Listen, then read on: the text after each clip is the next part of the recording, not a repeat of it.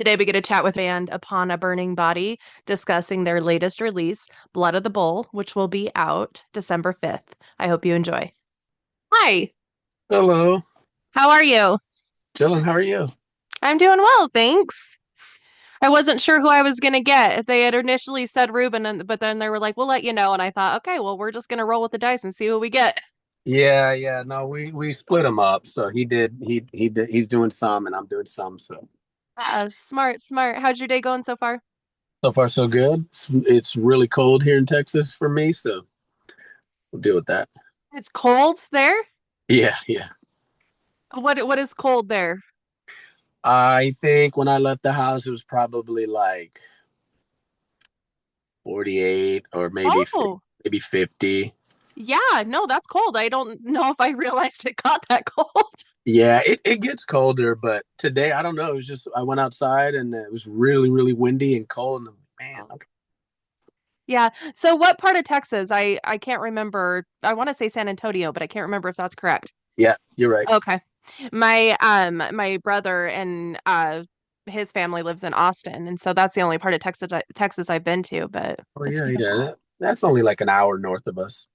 Yeah, I think they were just in San Antonio over the weekend. My sister-in-law had some race thing that she was doing, and I'm pretty sure that's where it is. Is there Six Flags there? Yeah, there is. Yeah. Okay, yeah. So I'm pretty sure that's where they were because they went to Six Flags and said it was terrifying. They're Disneyland people, so Six Flags was a little intense as far as the rides. Yeah, I can see that. Yeah. So yeah, let's talk about the album that's coming out. Um, Half of it is pretty much already out that you guys have been releasing over, I mean, years at this point. Um, which anymore is the way that it works, right? Like you put out singles to keep music flowing, and then eventually, yeah, sometimes either release it into an album or you just keep doing singles. So I wasn't surprised to see that that's what you guys were doing, especially now that you're independent. How are you feeling about getting the rest of them out there here in the next week and a half? Oh, it's really exciting. I'm really happy and satisfied with the album. Oh, good. It's So super I'm good. Go ahead. no, I'm excited for people to let us know what they think about it. Yeah.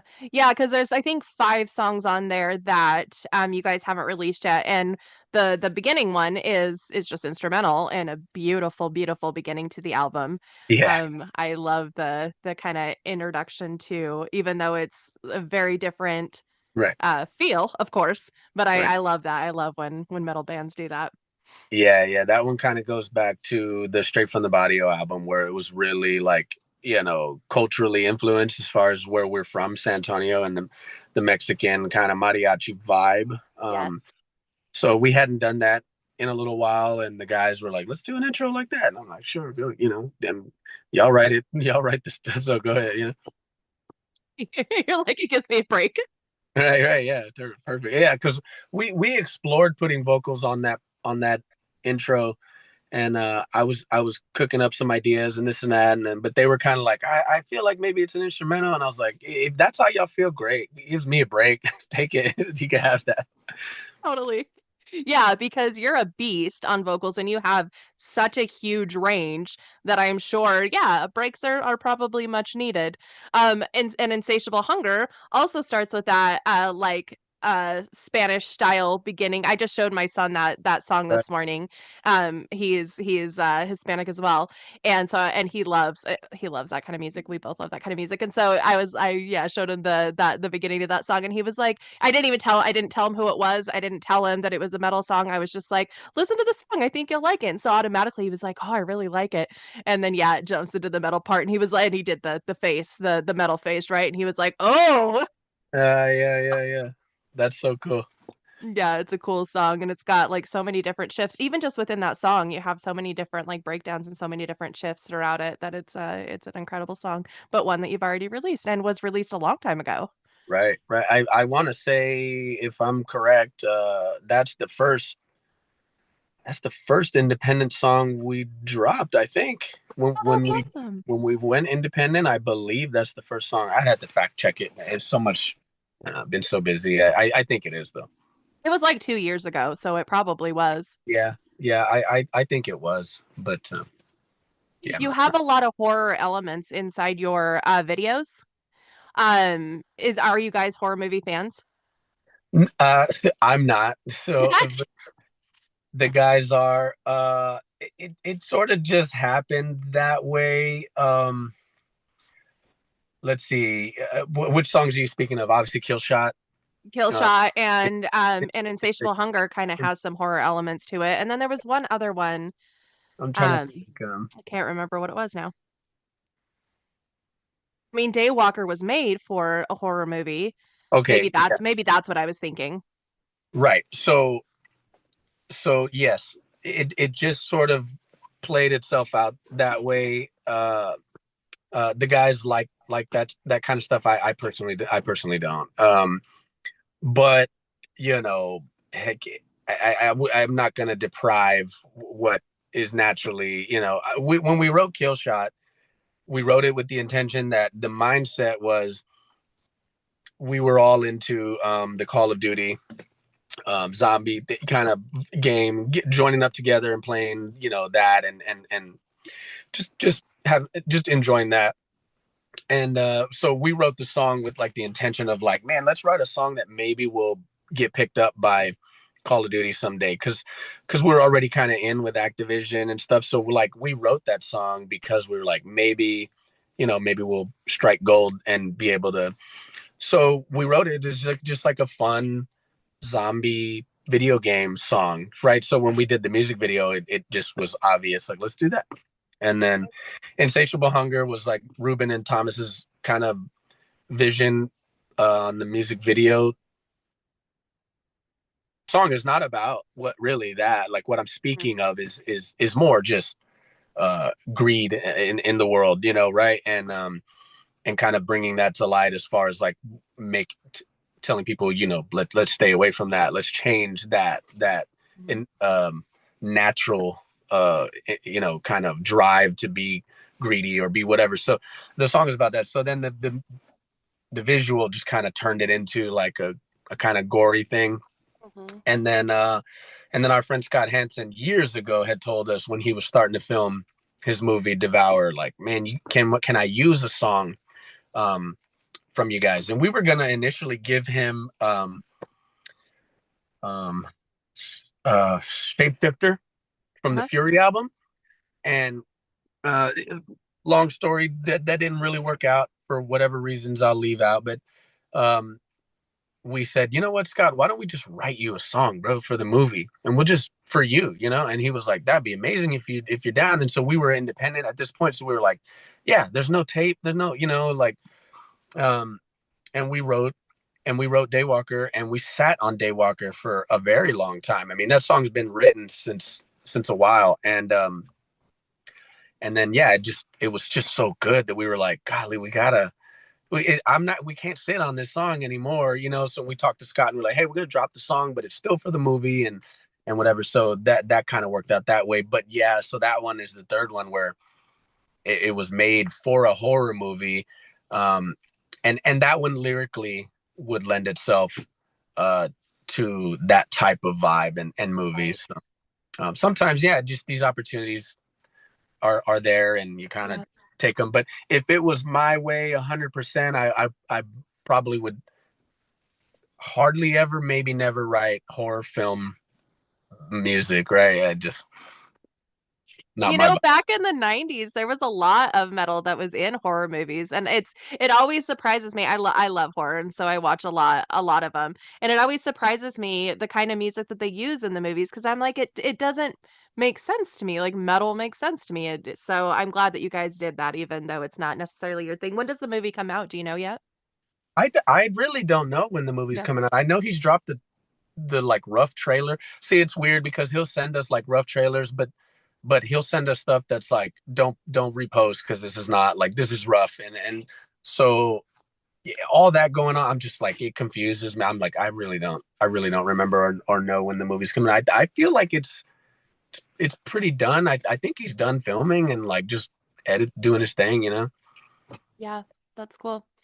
So with the lyrical part of things, you do tackle some heavy topics and some big topics. Something I like to ask everybody who is more heavy with their lyrical content. What are some things you do to keep yourself balanced, to help with your mental health, whether you're on tour or whether you're at home in general? Well, mental health is is very important and something I've been working on for quite some time. And I'd be lying to you if I told you I mastered it, you know? So, There's no um, mastering it. yeah, so, I think writing music is a good tool because it allows me to just express what I'm feeling, and release somewhat, it's like working out. Like they say, working out clears out some stress, but it's not going to clear it all out, and you got to be consistent. And so that's how I look at it. It's like, just if I can get some of it off by writing topics that um, my heart and my spirit say to write, then hopefully it helps, in little small bits or whatever. If it's a lot of it, that'd be a bonus, you know. Yeah. Well, I'm sure it's helping other people as well. And I would assume you guys have been doing this for a long time. This is your seventh album, I believe. Yeah, yeah, Um, Crazy. Who I know. would have thought, like clear back, like the young brothers, right? We're gonna end up being here this much later in life. Crazy. Yeah, it's cool though. Very cool. It is really cool, and you guys are very well loved in the metal community. But with having those like lyrics that can other people can relate to, do you have people that come to you and are like, "Hey, this song, I was going through this when I was listening to this song and it got me through," but then like bring you like their heavy topics that then sometimes you accidentally carry with you. Yeah, yeah. So, man, you asked this question, and I was just thinking about this earlier. So it's interesting that you're asking. The so yeah, the answer to your question is yes, 100%. And people, um, when we started to shift from the obvious, if you followed the band from the very beginning to where we are here now, you would notice there's been a shift in lyrical content, right? So it used to be more leaning towards, maybe like I would just call it the sex, drugs, and rock and roll vibe, like shock value vibe of that. And then we started to shift into this more. I don't know if it's a lot of things: self help, encouragement, all the above that are more empowering topics, real topics, and uh, we did that not because, but there was a fine transitional point where I started to receive a lot of DMs personally about um, how the music is helping people, right? And even at that time, it's like I wasn't writing as much helpful music lyrically as I would be doing now. But there was some, right? There was some little pockets of stuff, and they would speak on those things. Um, and it wasn't really until, like my disorder reflection really was the one that really just piled in the DMs, as far as um, anything from like help them, in help encourage them, give them a little more encouragement to go out and do whatever, some small things may be big to them, or whatever.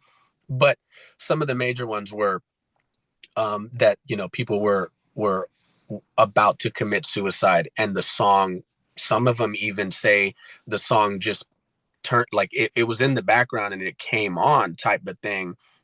So whatever playlist that was on, that they kind of forgot about, and then that song pulled them out, right? And it was those moments that made me feel like, okay, what we do may just be more important than I ever thought, right?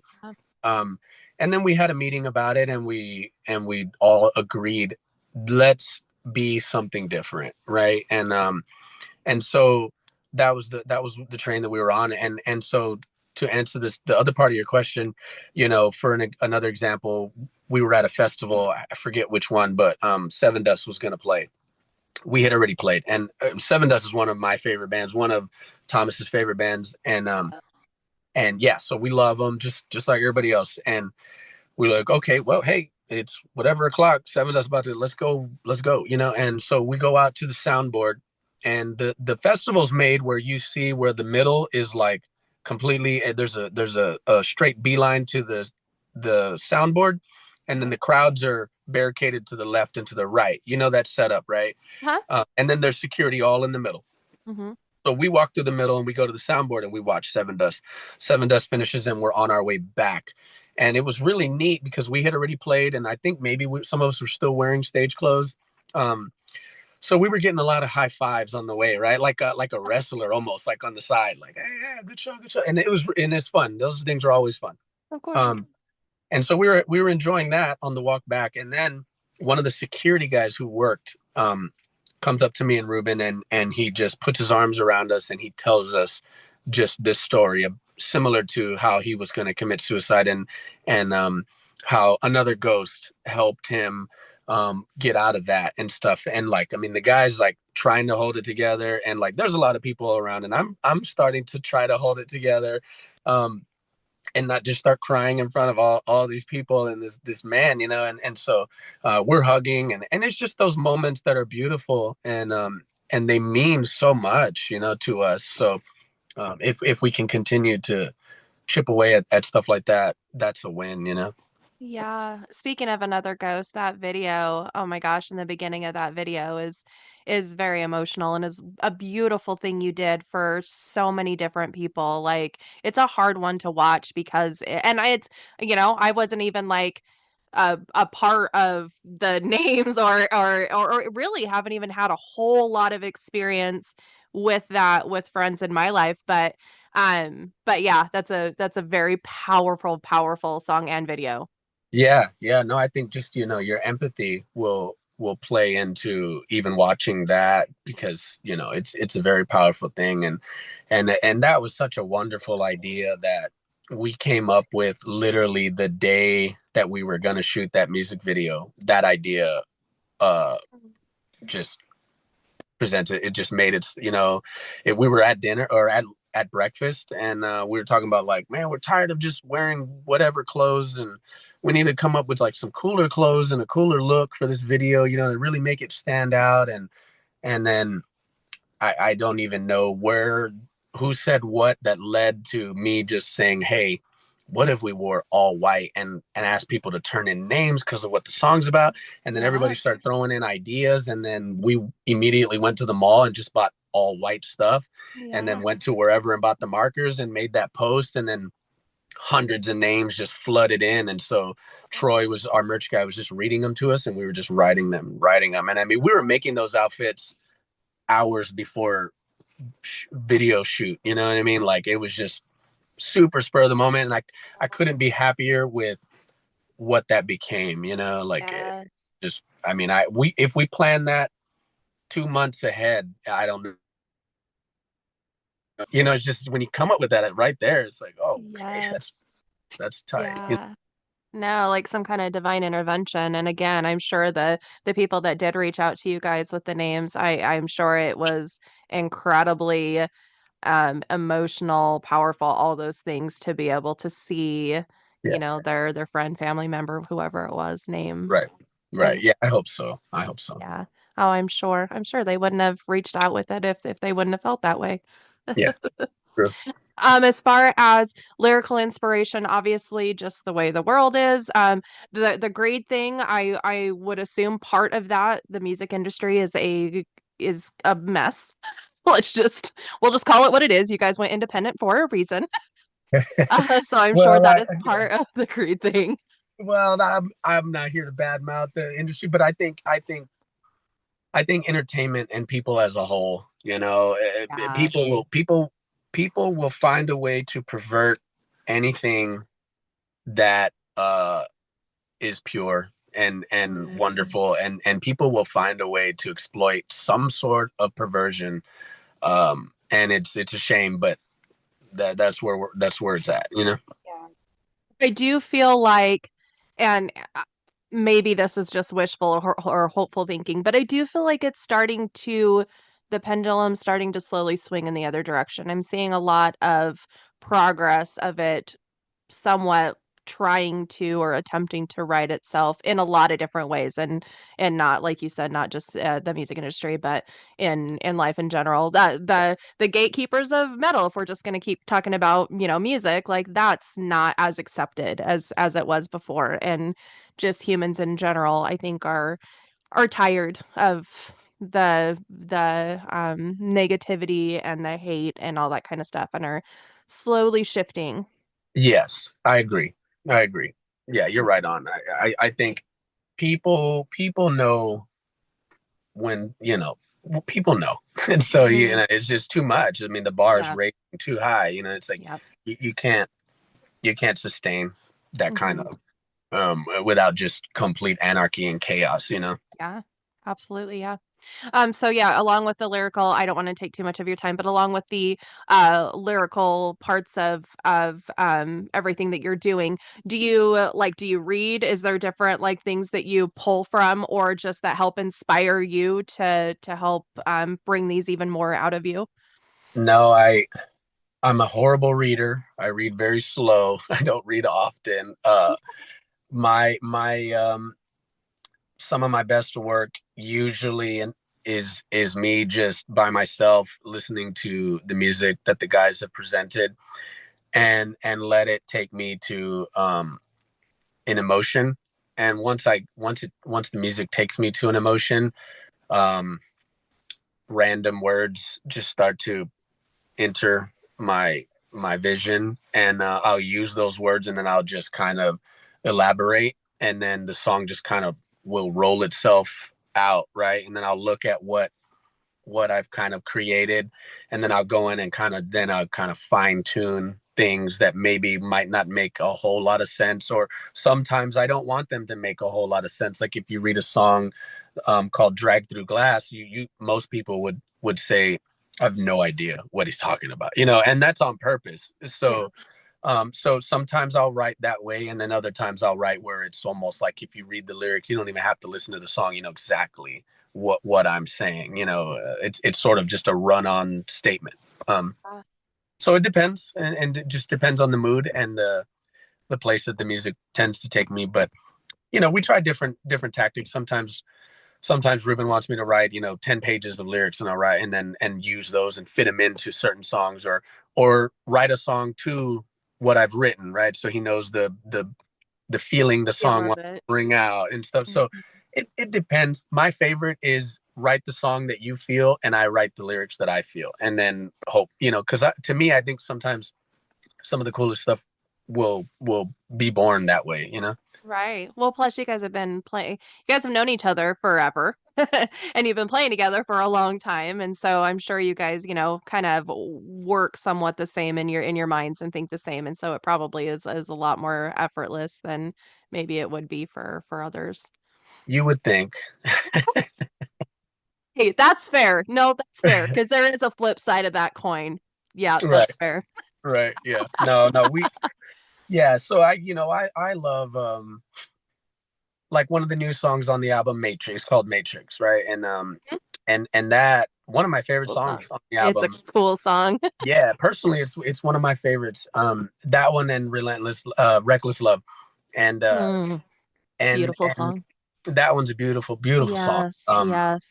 And both of those um were, well, so Matrix was written. Thomas and Rubin wrote that, and then they sent it to me, and I tracked and wrote that at home, and then sent it back. And it's just to me, it's an amazing song, and I appreciated writing that way. Like, hey, you guys, you just cook what you're gonna, no out influence from me on, like, well, let's put a breakdown here, or let's put this part here, or like, just you guys wrote what you wanted to write, and that music is y'all's baby. And then and then on the flip of that, like, nobody's saying, well, that kind of sounds weird to say, or don't say, or let's try this lyric, or what about this. Like, no, it was just my baby on that side, right? And then we created that together that way. And I've really enjoyed being able to do that again, because it had been years since we did that, since like Red, White, Green, type stuff, a Wow. little bit of the Fury stuff, but not much. So all the other stuff that we had done, we really wrote it all together, and everybody's putting ideas in the pot, musically, lyrically, sonically, everything. But to go back to that, like, you do your thing, let me do mine, is just neat to do. I'm not saying I'm telling them like that's how we're doing it 100%, but Mhm. to revisit that it was nice again. Yes, yeah, yeah, and it yeah, cohesively worked. So that is helpful as well. Yeah, tell me about Reckless as well, Reckless Love. Yeah, so Reckless is just a deep song that I reached, into myself with a lot of just childhood trauma stuff for me in my life. And the song is, to paint the picture, the song is me currently as the man I am today, somehow going back in time to speak to the younger version of myself, right? And kind of comfort that kid who's just anxiety driven and scared, and in these places where, when my mom was raising me, we were growing up in very poor, Section 8 housing, almost like project type environments, and we all know what ghettos are like, and so just being in the environment like that, and being a child, and being scared, and anxiety driven, and those things stay with you, right? And so I've had to work on those things as an adult. Um and yeah, I just thought of this play on kind of therapy, um like, what are they, like therapeutic things that you do to try to help this, like, trauma, right? Like um interventions. like an intervention, but like a more like, if you go to a therapist and they give you like things to do, like Mhm. uh tasks to like help eliminate these kinds of traumas. Right. I forgot, like drills or whatever you want to call them. Yeah. I'm actually a mental health therapist. Oh, okay, okay. It was in so perfect. So the things that you would tell your clients to do Mhm. to help, kind of these things. Mhm. um I had heard of one time, and it always stuck with me, and it was something that I kind of took the meat of that and then wrote the song as if I'm telling you what I'm doing, right? So that's why the song starts saying, going back in time to where my inner child waits. And so that's the picture of the song. Is just me going back in time to speak to him, and just say, you don't have to be this anxious, you don't have to be this scared. We'll fix it. Yeah. I love that. What a beautiful, beautiful thing. And that's definitely going to help a lot of people. I mean, a lot of people either can't afford therapy or are too afraid to go to therapy or whatever. And music is 100%, a big form of therapy. So that's a wonderful depiction for people to be able to realize and recognize that it's something that they can do themselves, Right. and recognizing that that kid that was afraid and that was living a rough life is where you're at now. Right, right. And it shapes you, and Hmm. hopefully for the better. So I can't speak for everybody, but hopefully it helps people. Yeah, I definitely think it will. You have a tour coming up with the Browning, one of my favorite bands. Seeing you guys together would be just incredible. Yeah. Um, but it's just mostly Texas. I think there was only one that was outside of Texas. Are you guys planning on doing a bigger tour with this release next year? In a perfect world, yeah, yeah. So there's our agent is working on a couple cool things that we're hoping, fingers are crossed, that we can land. And other than that, as far as the touring outside of this with us in the Browning, we haven't talked with them about anything. But I mean, we love the guys. We did a headline tour like 2 years ago with them. Um, and it was an incredible tour. So I mean, we would be dumb to like not ever want to do that with them again.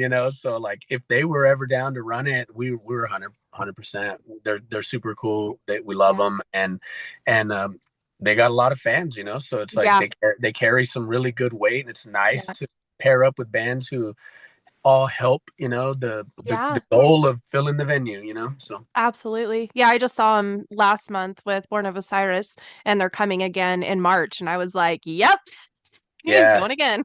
yeah, heck yeah. No, they're dope. Their music's Yeah. dope. It's cool. Well, hopefully we'll be able to see you in our neck of the woods again soon.